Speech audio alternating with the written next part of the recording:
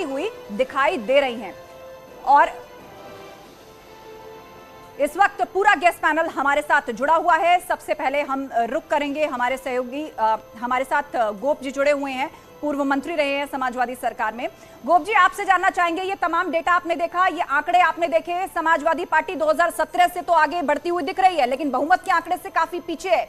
छोटे छोटे पार्टियों के साथ गठबंधन करके आप आगे बढ़ रहे हैं, लेकिन ऐसा लग रहा है कि वो सफल होता हुआ नजर नहीं आ रहा।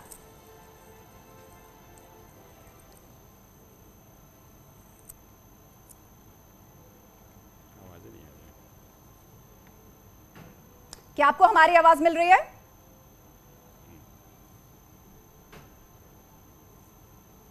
हेलो जी जी, आस्था जी। जी, क्या आप हमें सुन पा रहे हैं गोप जी?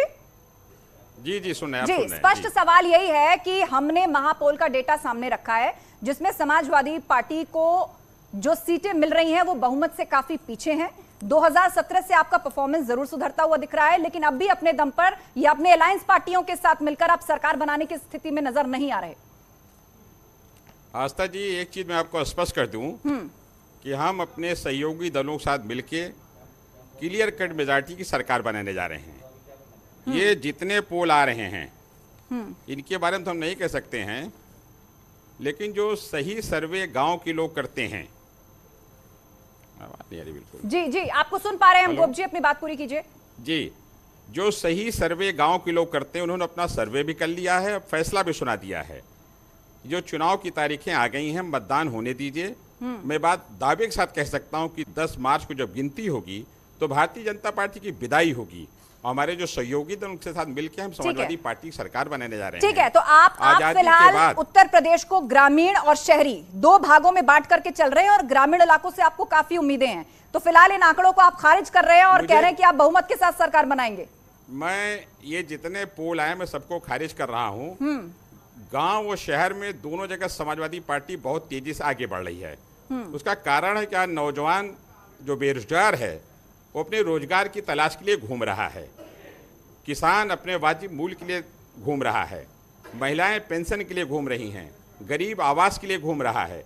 इतनी खराब सरकार आजादी के बाद कभी नहीं बनी जो न किसान की, न गरीब की, न नौजवान की, न छात्र की, न व्यापारी की। ठीक है, इन तमाम मुद्दों को आपने बड़ा किया, इन तमाम मुद्दों को आप जनता के बीच ले गए, लेकिन फिलहाल जो तमाम एजेंसियां सर्वे कर रही हैं और उसके बाद जो न्यूज 18 का भी महापोल है वो आपको बहुमत से काफी पीछे दिखा रहा है, लेकिन आप इस सब को खारिज कर रहे हैं। संजीव बालियान जी भी हमारे साथ जुड़ गए हैं, केंद्रीय मंत्री हैं। संजीव बालियान जी, सपा की तरफ से तो खारिज किया जा रहा है इन तमाम आंकड़ों को, और वो कह रहे हैं कि जो ग्रामीण क्षेत्रों की जनता है वो पलट कर रख देगी सब कुछ।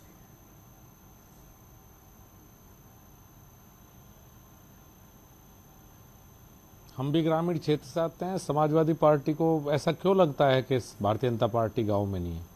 पिछली बार भी सभी ज़्यादातर ग्रामीण सीटें हमने जीती, शहरी भी जीती और ग्रामीण भी। इनकी समस्या यही है कि ये कहते हैं हम गांव में हैं, हम कहते हैं हम गांव में भी हैं और हम शहर में भी हैं।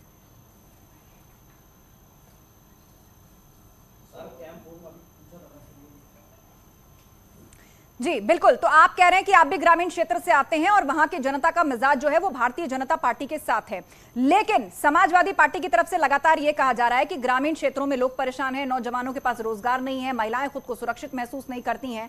तो ये सारे मुद्दे आप इसको हल्के में ले रहे हैं, ये दरअसल बड़े मुद्दे हैं जिसको सपा उठा रही है और इसी के बूते दम भर रही है कि वो बहुमत से आएगी।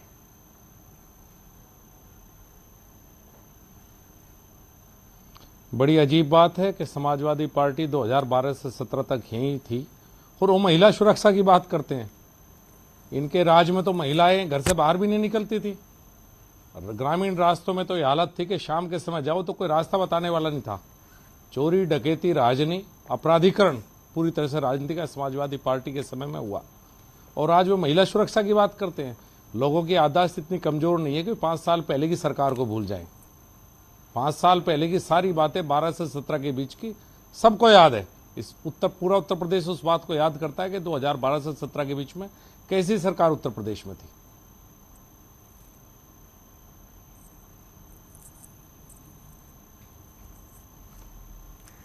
जी बिल्कुल बिल्कुल सर, इस बार यदि उत्तर प्रदेश को हम बात करें, पश्चिमी यूपी जहां पे बहुतेरी सीटें हैं, पूर्वी यूपी, अलग अलग कैटेगराइज करके हम बात करें तो पश्चिमी यूपी में एक बड़ा समीकरण समाजवादी पार्टी बनाने की कोशिश कर रही है। आरएलडी के साथ गठबंधन किया है, मुस्लिम और जाटों को साथ मिलाने की कोशिश यहां पे की जा रही है। तो इसके लिहाज से कितनी बड़ी टक्कर भाजपा देने जा रही है? क्योंकि अमित शाह के दौरे भी हम देख रहे हैं, गृह मंत्री के दौरे बहुत हद तक पश्चिमी यूपी में जो है वो लगातार किए जा रहे हैं। काफी सक्रियता खुद मुख्यमंत्री ने भी पश्चिमी यूपी में दिखाई है। तो आप लोगों ने भी एक तरह से जान फूंक रखी है, लेकिन दूसरी तरफ जो गठबंधन है वो जाटों और मुस्लिमों को साथ लाने के लिए आरएलडी और एसपी ने भी बनाया। इसका जवाब कैसे देंगे?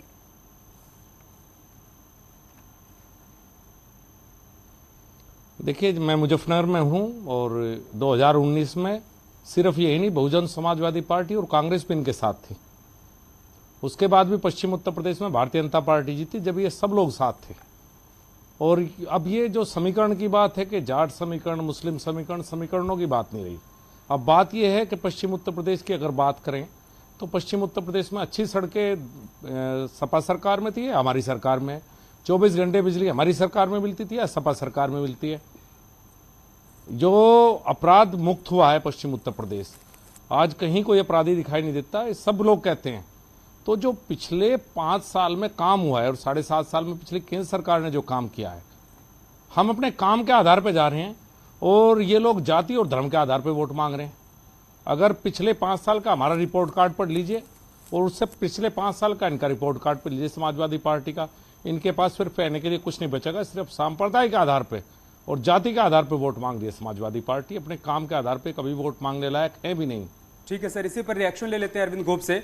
अरविंद गोप जी, केंद्रीय मंत्री संजीव बालियान कह रहे हैं कि हम काम के आधार पर लोगों के बीच जा रहे हैं और उसी के आधार पर वोट मांग रहे हैं। आप लोगों ने सिर्फ और सिर्फ जाति और धर्म की राजनीति की है और उसी आधार पर आप लोगों के बीच जा रहे हैं।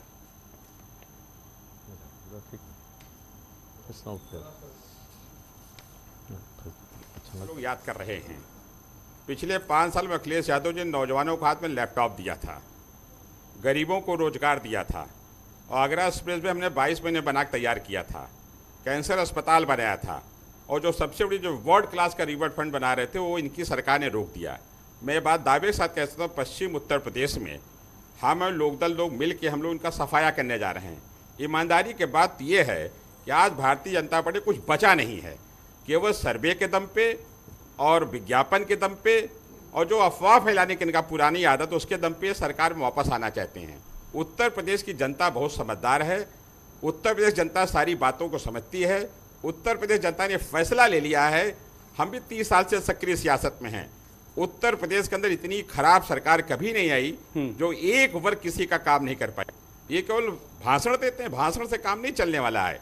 हमारा देश का अन्नदाता किसान जो 1 साल सड़क पर बैठा रहा, मैं संजीव बालियान साहब से पूछना चाहता हूँ, हमारे मित्र हैं, इनकी कौन सी बात हम सही मान लें? अगर किसान 1 साल बैठा रहा तो फिर उन बिल को क्यों वापस किया? ठीक है, दिक्कत यह है कि भारतीय जनता पार्टी में कौन आप तय किसी करेगा? सवाल का जवाब ले लेते हैं केंद्रीय मंत्री संजीव बालियान से। संजीव बालियान जी, आप खुद भी एक किसान हैं, आप किसानों के बीच में रहते हैं। अरविंद गोप ये कह रहे हैं कि किसान 1 साल तक सड़कों पर बैठा रहा, उसकी नाराजगी का क्या?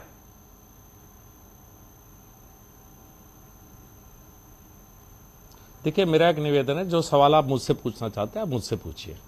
अब गोप साहब हमारे भाई हैं, हमें इस तरह से टीवी पे एक दूसरे से सवाल जवाब मत करवाइए। आप मेरे से जो पूछना चाहते हैं मैं इस बात का जवाब सर, यही सवाल है, निवेदन है, यही सवाल है सर, किसानों से जुड़ा हुआ सवाल है। आप खुद एक किसान है, आप किसानों के बीच जाते हैं, किसानों के आंदोलन का, उनकी नाराजगी का कुछ असर पश्चिमी उत्तर प्रदेश में है या नहीं? 36,000, देखिए 36,000 करोड़ का कर्ज माफ भारतीय जनता पार्टी की सरकार ने सरकार बनने के साथ किया, और बहुत से ऐसे काम थे, चाहे वो किसान सम्मान निधि हो जो भारतीय जनता पार्टी की सरकार में किसानों के लिए शुरू हुई है। और जहां तक बात यह है कि आंदोलन चला, प्रधानमंत्री ने पूरे देश में किसानों से कहा कि हम आपको नहीं समझा पाए। हम जिस दिन उन्होंने आंदोलन बिल वापस लिए थे, आंदोलन वापस हुआ, उसके बाद ये तो चाहते थे कि आंदोलन चले, क्योंकि इनके पास आंदोलन के अलावा कहने के लिए कोई बात नहीं, कोई अचीवमेंट इनकी कभी रही नहीं।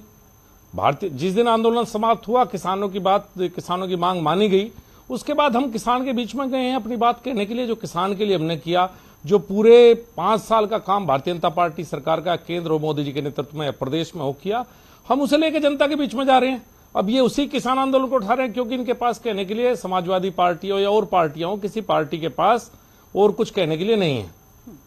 सर, ये भी आपसे जानना चाहेंगे कि पश्चिमी यूपी में जाटों का वोट बहुत